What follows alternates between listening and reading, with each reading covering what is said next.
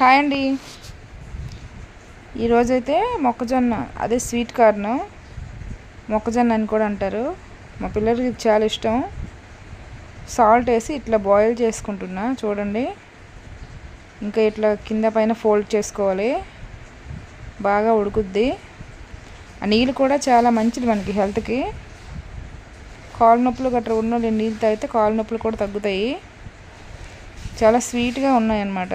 మార్కెట్లో మనం తీసుకొచ్చాము ఇవంటే మా ఇద్దరు పిల్లలకి చాలా ఇష్టము. దీంతో పకోడీ కూడా చేశా కదా నిన్న మీకు చూపించాను. ఇంకా ఈరోజు అయితే బాయిల్ చేయమంటే ఇలా చేసి ఇచ్చాను. చాలా బాగున్నాయి, చాలా తీయగా ఉన్నాయి.